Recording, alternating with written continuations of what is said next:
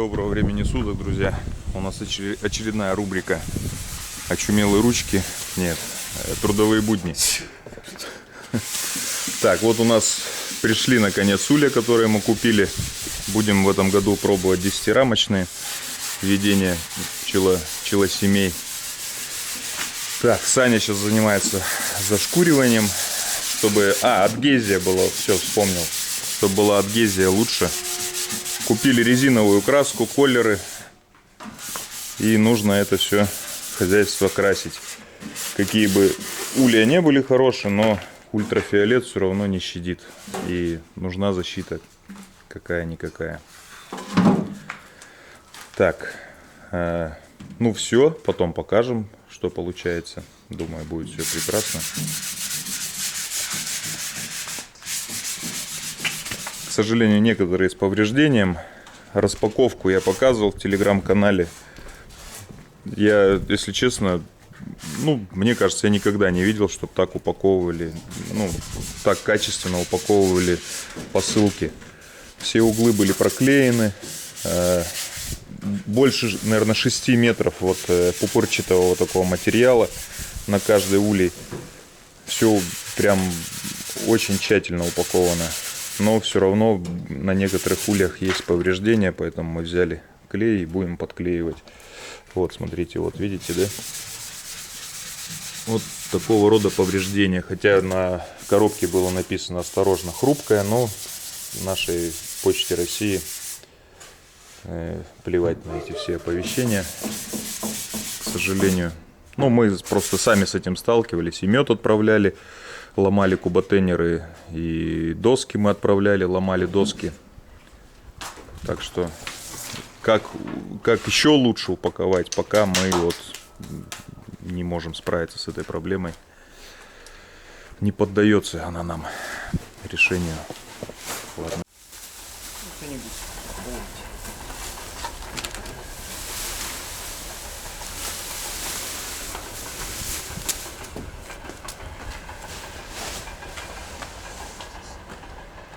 Друзья, я уже на другом объекте, на котором я буду 3 дня в неделю помогать. Это будет у нас часовня. У нас ушел из жизни наш друг. И вот брат его, друзья там скинулись, закупили бревна, вот листвяк. И будем строить мы в память о друге часовню. Строить ее будет специалист, который, я его как-то уже показывал у нас на канале, Николай, который такие вот прекрасные сооружения из дерева делает. Я думаю, эта информация будет крайне полезна для тех, кто хочет в тайге сруб сделать. Пошаговое строительство я буду все показывать. Причерчивание, выборка паза. В общем, все до мелочей. Я уже день тут отработал, показывал в телеграм-канале у нас. В общем, все этапы производства. То есть мы берем бревно, ошкуриваем его лопатой. После лопаты мы его обрабатываем рубанком. Не простым рубанком, а изогнутым такой. Знаете, они очень редко попадаются в продаже. Крайне редко, но они очень полезны. Производительны при таких работах. После них шлифовка минимальная. Только вот эти вот, видите, уголочки вот убрать болгарочкой, и все. Расход не сильно большой будет кругов этих шкурок, наждачки вот этой. Так что это довольно выгодно обрабатывать рубан. Все я покажу. И сам буду тут работать. Николай пока мне не доверяет какие-то серьезные. Дело в том, что у него рубка не такая, как у нас, там, грубая, да, а все очень подгоняет плотно. Погрешности, брака никакого нет. В некоторых местах соединения примыкание такое, что даже вот и линейку-то вот плоскую, железную, стальную не просунешь. Все, сейчас, я так понял, у Николая обед. Я с утра тут носился с этими ульями, краской, колерами. Сейчас начнем двигаться.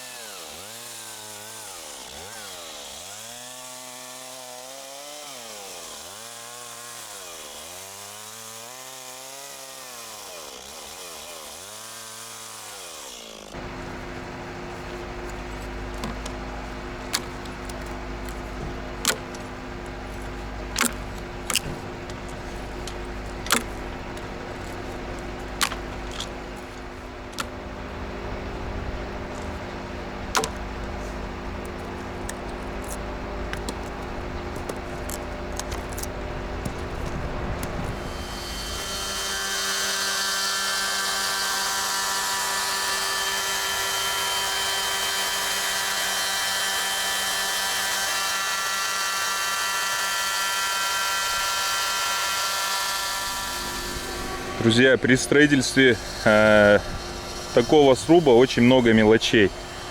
Ну, эти мелочи появляются они не просто так. Это из многолетнего опыта столяра, плотника. То есть причертили, да, черту плохо видно бывает. Или день солнечный, или бревно не настолько подготовлено. Ну, в лесу какие могут быть бревна? Конечно, не такие. Карандаш плохо видно. Даже если маркером вы повторите, то все равно где-то теряется она. Где-то будете пилить, ее стружкой закидает, опилками, да. Лучше продублировать линию кончиком шины, да. И самое главное, с шиной не заходить за черту. То есть вот у нас черта здесь, мы внутреннюю часть пропиливаем. У нас вот если здесь приглядеться, вот она черта остается, вот она розовым цветом тут, да. То есть уже перепила не будет. И затем очень легко контролировать сам рез. То есть прорез этот, ну, линию хорошо видно. Погружаете шиной и доходите до линии прореза продольного. Все, потом массу всю убираете топором, и здесь вам останется только вот загладить все. Или топором. Ну, топором, конечно, надежнее. Вы не повредите, не залезете за, много не уберете, короче.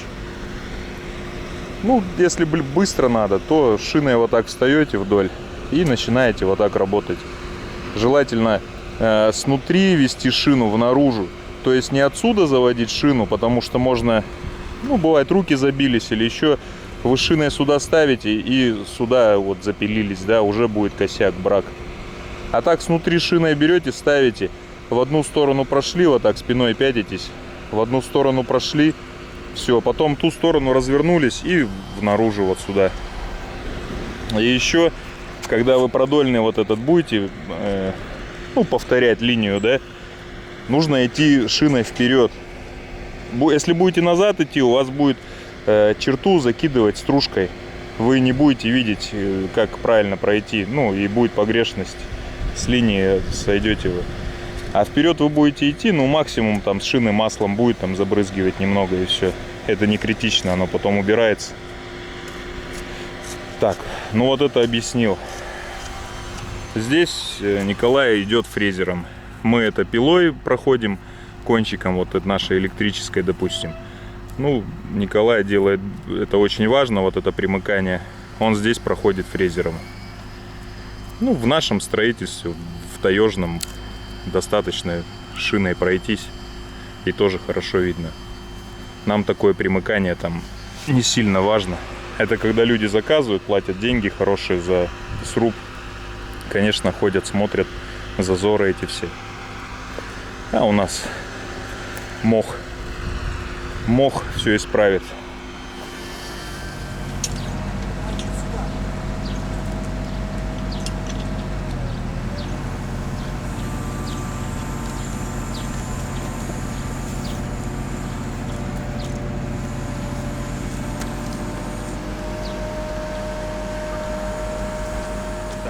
Сейчас расчертить, куда у нас паз встанет. Видите, здесь сруб не на шкантах, а вот, ну и шканты, ты будешь шканты делать?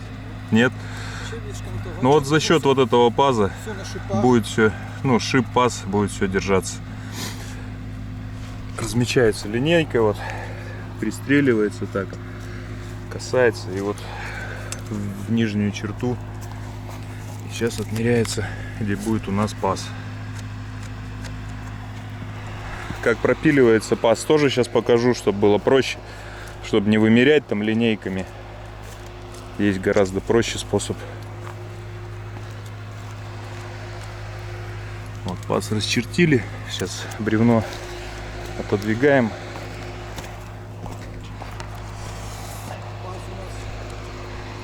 У нас шип получается 5 сантиметров, паз будет 6 сантиметров.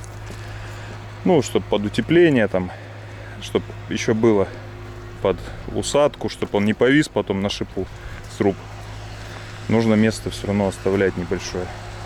Сантиметров хватит. Вот 6. Вот уровень, вот он 6 сантиметров.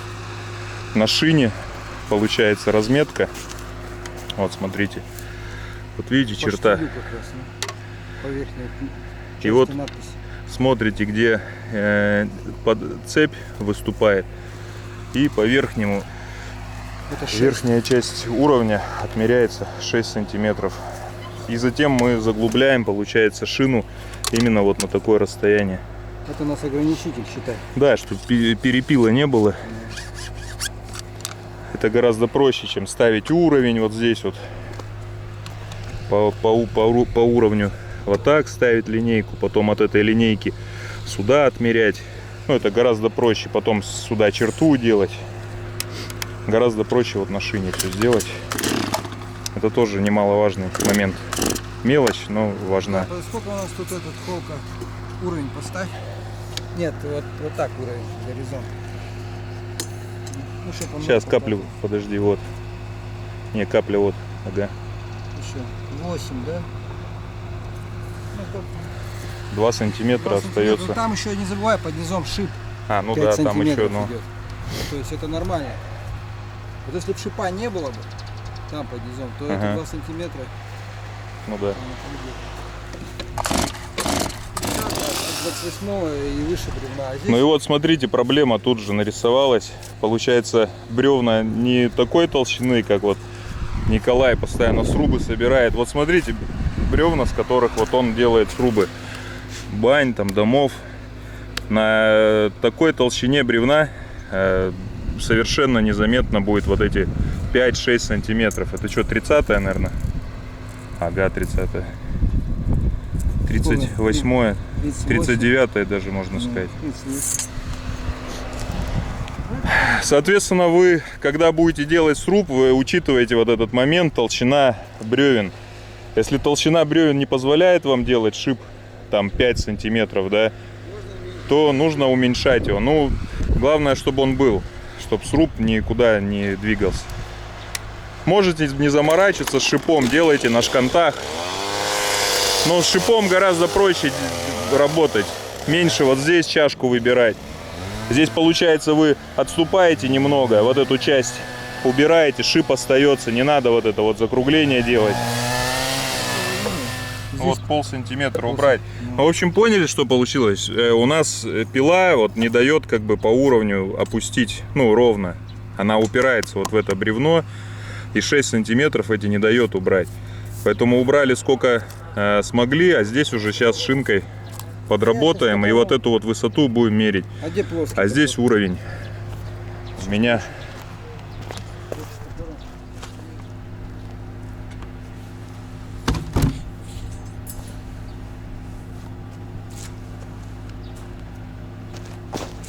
тут висит чуть-чуть.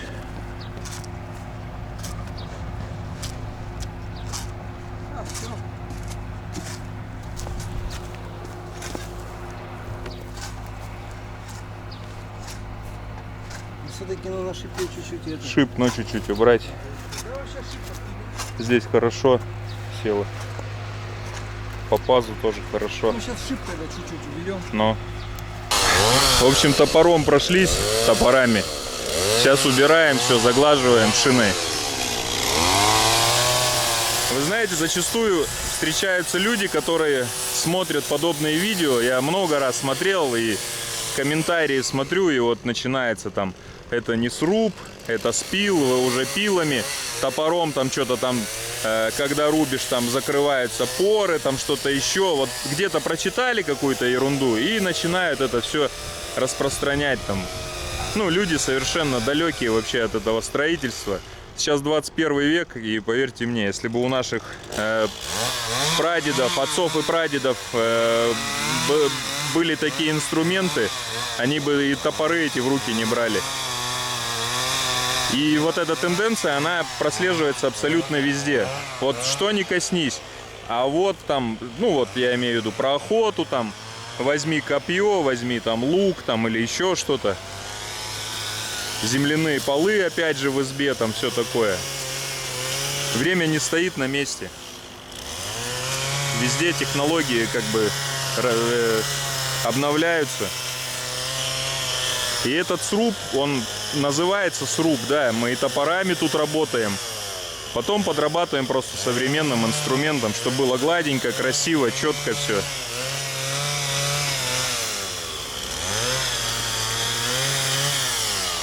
А вообще я вам таким ребятам советую, которые попробуйте, если вы так говорите, сделать там топором все. Я больше чем уверен, вы это видели где-то у ваших, может быть, в лучшем случае у отцов, дедов. Попробуйте сами что-то сделать топором. На втором венце вы пилу возьмете и будете делать также все качественно, но гораздо быстрее. И вот если здесь вот мы где-то чертим, вот не залезаем за черту, то когда пилим паз, вот этот подшип, то прям по черте шина идет. Если вы будете в стороне пилить, то повиснет. Один.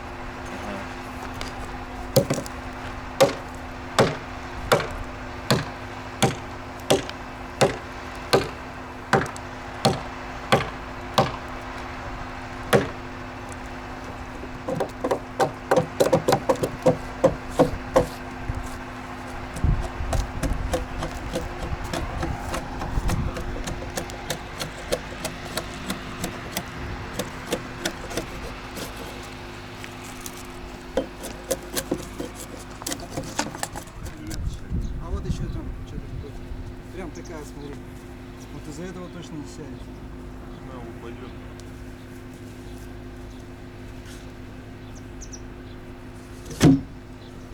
Ну, прилипло. Отлично.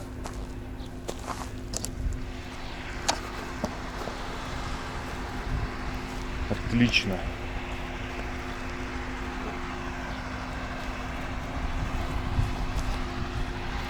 Что, ну ты идешь нормально, села? Да, отлично. Ну все, без зазоров. Ну, она пустая, еще утеплитель же у нас закладывается. Да, еще утеплитель, и еще нужно учитывать, что вес будет большой. Ну, все это осядет, примыкание будет вообще минимальное, миллиметровое там. Так, наш малярный цех, значит. Ути, какие они у нас стали. О, ты разукрасил даже так? Нужен черный колер, тонкая кисточка. Вообще не вопрос. Ребенка заберешь? Заберу все, сейчас они как раз там обои уцелеют. Слушай, видишь, у тебя это творческая жилка твоя. Наконец-то ты нашел применение своему образованию. А до этого типа никак, да? Нашел ты применение, Саня. Вот видите, у нас какая красота. Думаю, гладиолус. Гладиолус. Пойдет, а что не пойдет?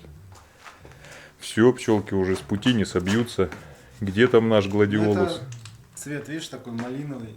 Пчелы из 90-х. Ничего страшного. Малиновые мультики.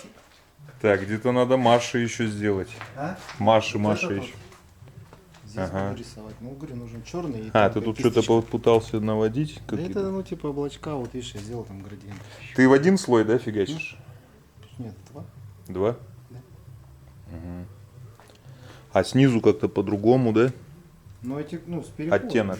Да, один, А, ты с переходами? Ну, понял. Ну, нормально так ложится вполне. Прилипает, да, Я ее не красочка? разводил, потому что она вообще как вода становится. Ага. И что этим валиком, нормально? Лучший тряпочный, ну, этот, который такой белый. Я ворсистый. С красной такой полоской он идет, такие валики есть. С красной полоской. Так, ну, сегодня, не знаю, работает магазин, сейчас попробую заехать, успеть. От него просто более ровно ложится, от этого полоски остаются. Но я думаю, пчелы не сильно будут ругаться, если полоски останутся. Да нет. Запомните нас вот такими. Сейчас мы потом маски не сможем снять. Вон, видишь, что это самое, раскрутилось, блядь. Ага. Хороший дымарь, все, блядь. Болтик это, упал туда, блядь, это. Ага. Надо это закрепить, блядь. Некогда. Так, ладно, мы приехали пчел забирать. Саня вон разукрасил.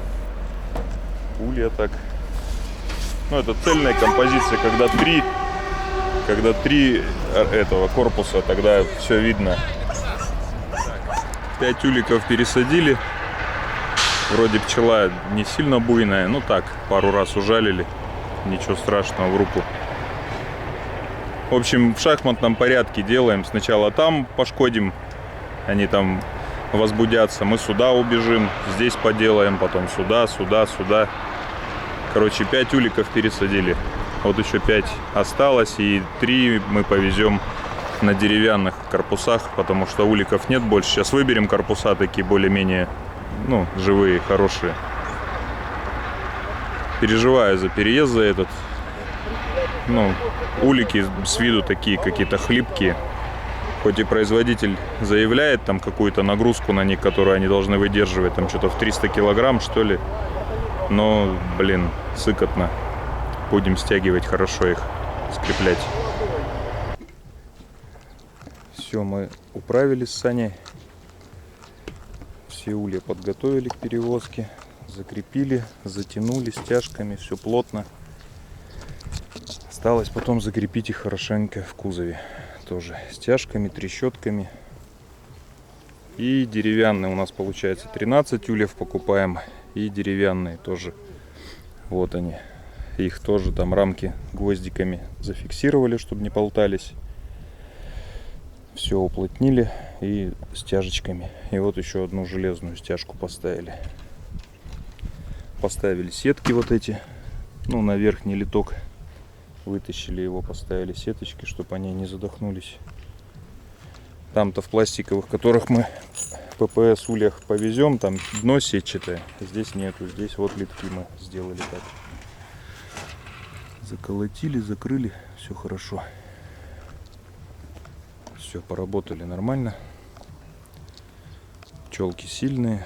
Мед есть, перга есть, расплода много. Надо сразу расширять их сейчас по приезду. Все, перекур. Пчелки возбудились. Так, друзья, доброго времени суток. Не было меня на объекте тут у Николая больше 10 дней, наверное. Уезжал на пасеку, отвозили пчел, это было очень важно. Скорее всего, это видео вы будете смотреть про пчел уже после того, как я выложу вот данное видео, трудовые будни наши. Вот такой объем Николай сделал за буквально 8, наверное, дней. Хорошая работа, поработались, потрудились. Я в лесу, когда был, вспомнил то, что я не снял один из основных моментов, это причерчивание. Это очень важно. И посмотрел, Максим начал строить избу. Ну, я знал о его планах. И думаю, что вот данное видео пригодится ему. Ну, поняли, да, какой Максим. Наш товарищ, мы знакомы. И многие наши зрители тоже смотрят тот канал. Сейчас покажем причерчивание. То есть у Макса там были сложности. Это закладной венец. Он положил, получается, 2 бревна. Все правильно он сделал, углы. Вымерил. Но там допустил небольшую ошибку. Это он утопил не сильно первый венец.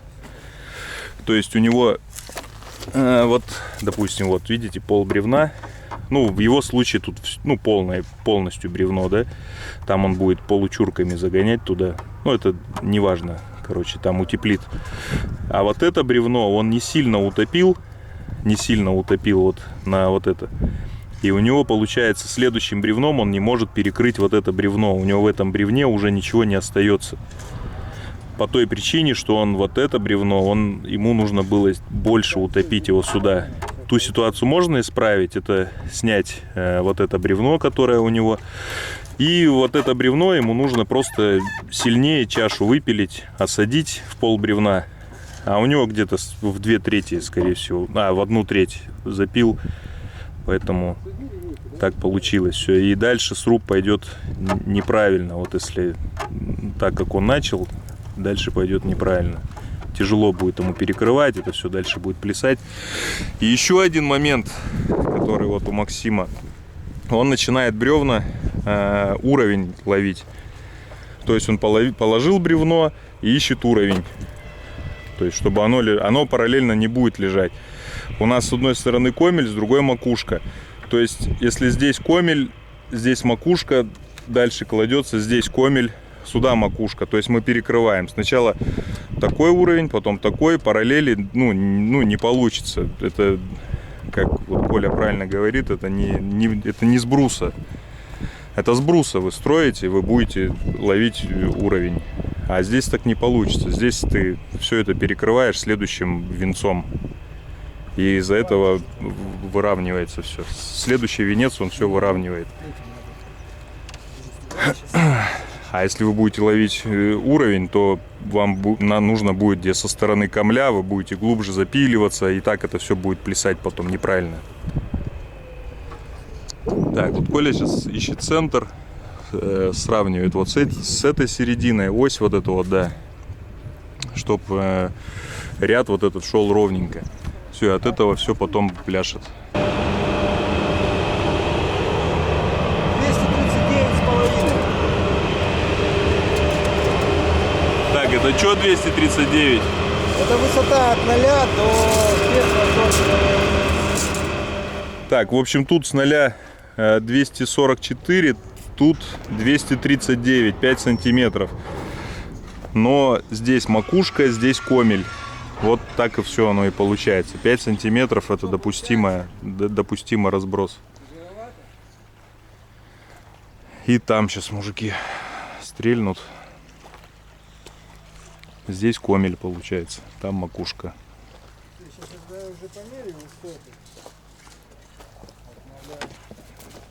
Если какой-то больше разница будет, там сантиметра 8, то нужно бревно выбрать, ну, чтобы комель был больше выражен. Так, вот, причерчивание как происходит. Мерим вот этот размер. Ну, 17 берем, вот она, 17. Вот сейчас будем думать. Вот здесь вот получается от 0 до верхнего, ну от 0 мы померили 243. Вот это вот 117. Сейчас пойду там смотреть. Вот край, сколько у меня получается высота. Ну тут у меня 242, тут разница в 1 сантиметр. Вот с кем? 242. Здесь у меня что? Здесь высота 13. 13 сантиметров. Там 16 у меня было. 17. Да? 16. Ну, что, я тут сейчас, мне придется раствор сделать, ну, где-то на 18, может даже 19. Вот я так примерно смотрю, вот будет, если у меня 18. Вот. Вот у меня будет вот такая, получается. Чашка. Ой, Ну, этот паз. Да, паз вот такой. В принципе, достаточно нормально. И там тоже сейчас вот еще я так посмотрю рулеткой, как будет примыкание при таком растворе. Ну, проверю, чтобы у меня не попало. Здесь вот у меня 15. Здесь тоже. Ну, то есть оно, в принципе, там 16 было. Сколько я говорил? 18 ставить, да? Все, 18 я ставлю. И то бревно также. Сейчас вот пойду посмотрю, сколько у меня. Получается, у тебя паз здесь чуть-чуть побольше будет, да? Там поменьше, там да, как расстояние будет. Ну, здесь поменьше. там Здесь на убыль будет движение. паз уходить. Мы, Макс, делаем, мы вот не с торцов меряем, мы просто вот самое большое расстояние вымеряем. Бывает бревно кривое, и мы кривизну вверх или вниз уводим. И мы самое большое расстояние вот чертой находим, померили его и несколько сантиметров раздвинули еще. И все, и уже конкретно причерчиваем. Это более тонкий подход у Николая. Более такой щепетильный. Ну, плотницкая черта, скрабнер. Как? Ну да, это получается канадская черта. То есть она, Я вот она чугунная, все. Да, я вот купил, и мне не нравится. Я самодельно из щипцов, вот он у нас Ванька сделал давно, я ей пользуюсь. С погрешностями они, да. Все Ну, завертыши, все ну четко, да. ты ее установил, она уже. ну, я купил, у меня вот еще вот здесь вот один шарнир зачем-то, и тут один шарнир, вот этот, и она вся ходуном, мне не нравится ей Всё пользоваться. просто. Вот, сейчас я ее настрою на 18, да, а там у нас там 16. У тебя где-то уровень, да, тут есть, по которому Да, ты щас выставляешь? покажу, да. Да, раз. Вот эта плоскость вертикальная, и вот эта черта, она тоже вот так вертикально. Вот два уровня, сюда и сюда. И все, я, получается, вот раз на эту поставил. Все, здесь Вот, смотрю. 18 сантиметров. Ну да, раствор. Я меняю же раствор иногда, у меня будет 15, вот сейчас на 18 Да, поменялся. иногда там карандаш заточил там или еще Да, что-то, мне надо уровень отрегулировать все. ушел. Вот я смотрю, вот эту черту, вот сейчас вот это, вот на черту я поставил. Вот, у меня 0. А вот это сейчас ушла у меня, мне сейчас надо вот это. Да, только что карандаш заточил, и Ослабить. одна ушла. в Не, у 8. меня на 15 был раствор, а сейчас я на 18 поменял. Все, я сейчас ее вот так вот ниже, раз.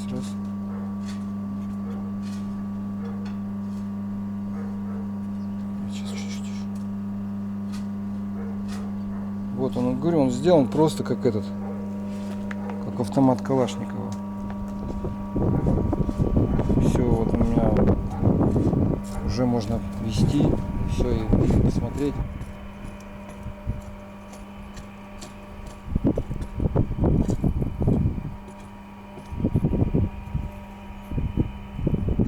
Чем медленней, тем точнее получится. Ну и надо следить за уровнями, чтобы они не отклонялись. Тогда точно перенесешь проекцию нижнего бревна, верхнего на нижнее.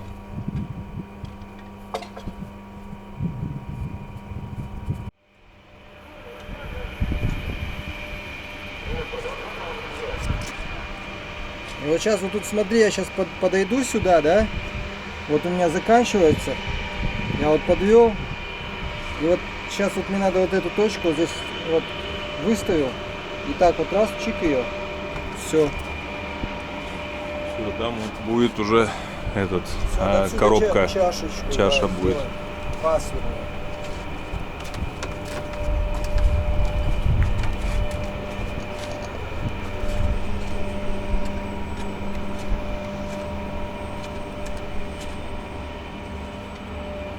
Друзья, в принципе, вот когда смотрите, кажется, что все просто, все элементарно. Когда начинаешь делать, там какая-то мелочь, там, и все, и люди начинают как-то путаться. А когда это делаешь, вот каждый день как-то рутинно все, и уже на автомате это все происходит, Но с закрытыми глазами. А поначалу делаешь, и такой раз делал, все шло хорошо, и потом пришел в какой-то тупик. Да, в какой-то момент, где, а дальше что? А вот здесь как, типа. А, еще нужно, не знаю, мы в прошлый раз это озвучивали, нет, когда нижнее бревно более толстое, а верхнее нет. И когда, ну, понял, ты перепилил, и снизу эти зазоры образовались. Как? Ну, когда, помнишь, я вот тебе рассказывал, я там пилил, а бревно сильно толстое, там, да, ты его... Вот, да, вот здесь вот в этом месте Да, надо... да, запиливать. Оно, получается, должно, вот скажем так, вот эта точка, она должна, если вертикаль поднять, она не должна, вот, ну, допустим, если я сейчас раствор поставлю, например, на 25, начну причерчивать, и у меня вот сюда вот черта уйдет, получается. Угу. И вот эта часть, вот эта шишка, мы, ну, не сможем, мы же также бревно прочерчим, и у нас будет как бы вот это расстояние уменьшится, и мы бревно верхнее уже не сможем посадить. Ну, надо вот... Она повиснет на этом вот, бревне да, просто. на вот эта шишка, она как бы не даст просадить А бревно. если больше пропилить, чтобы она села, потом в верхнем бревне будет зазор. Ну да. Ну надо сразу ее подводить, это стесывать. Лыска называется. Лыску, короче, стесываешь. Да. Ну да. Ну это как канадская рубка, там у них Ну вот да, примерно они такая все технология. так делают, да, они сначала делают Ну, затес, а потом уже... как она еще это, не хрустальная, а как алмазная рубка, там что-то еще такое. Ну, да, у них там это... Чуть по-другому. Ну, принцип там такой же, по сути. Вот, все. А, еще есть многие ребята, кто пишут, говорят, что у них чаша получается, ну, снизу причерчивают, то есть Не, ну есть, да, еще другая это. технология. Это чаша. Типа влага вся выходит оттуда, там, ну, с чаши, если она внизу. Нет, тут получается, тут же чашка, верхняя чаша. Ну, а есть в нижнюю чашу? Есть чашку здесь делать, в нижнем бревне. Вот. Ну да, да. И вот они говорят, что типа влага оттуда вся выходит, ну а сюда влага и не заходит, если вот с таким Нет, способом. там просто это. Делайте крышу нормальную, там, чтобы косой дождь не попадал, там что-то еще, ничего не будет заходить. Ну вот, друзья, можно сказать, весь цикл этих работ. Они, в принципе, не сложные, но все состоят из мелочей. И вот очередная мелочь. Продольный паз, вот этот очень важный запил от с торца. То есть его оставлять не надо, потому что если вы будете его, ну, не сделаете вот так, то здесь чуть-чуть может отколоться там, да. То есть вот этот первый запил делается, потом все вот так вот топором убирается.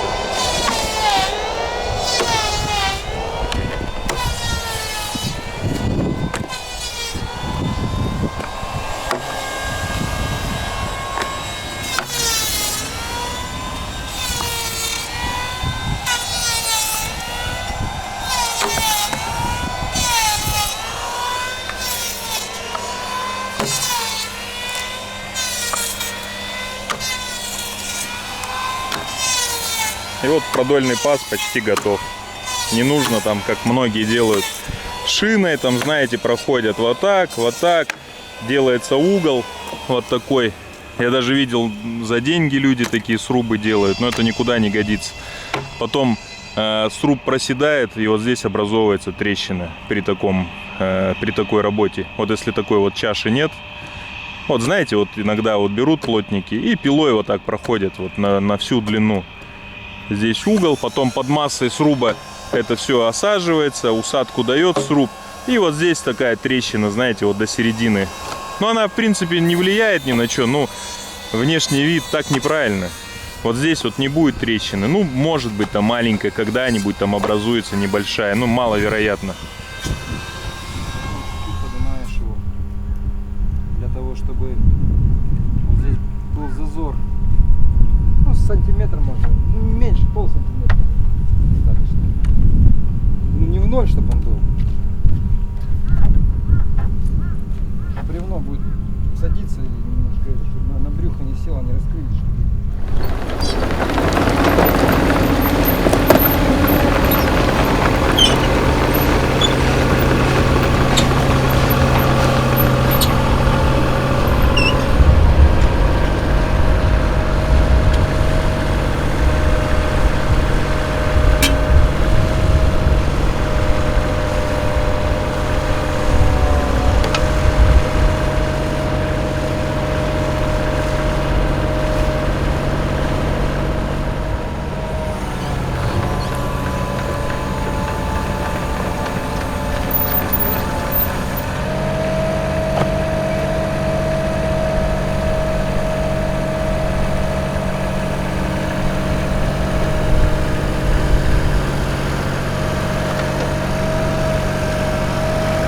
Коль, что Максим сейчас делает?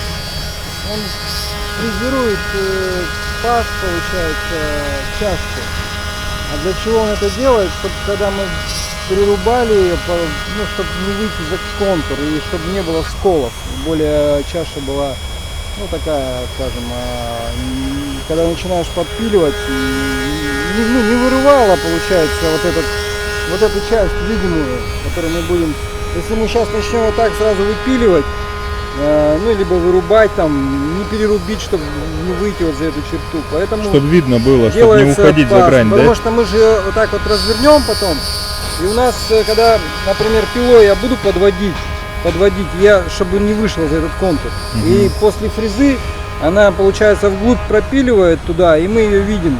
То есть, если мы вот так сейчас развернем, мы черту уже не увидим. В каких-то таежных условиях можно заменить фрезу более каким-то, ну... Можно взять этот стамеску, да, и как бы пробить все это дело. Пилой нельзя электрической? Можно такое аккуратно как-то там, но уже малый радиус сложно будет. Нет, ну а допустим продольный паз можно же и пилой правильно пройти. Ну да, конечно. Ну а я сейчас пилой его и делаю. Пилой. Продольный-то понятно, фрезером это долго будет.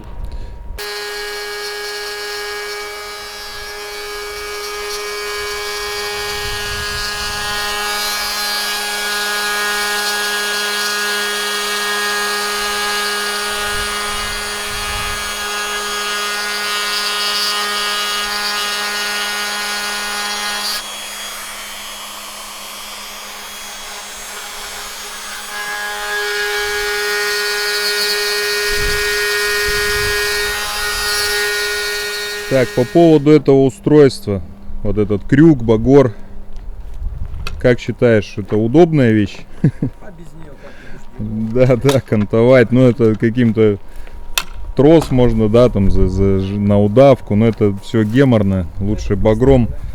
И куда нам нужно втыкать? То есть его втыкают, вращают в те места, которые будут дальше выпиливаться, удалены, чтобы не было никаких отверстий, никаких. Ну, это как бы для красоты.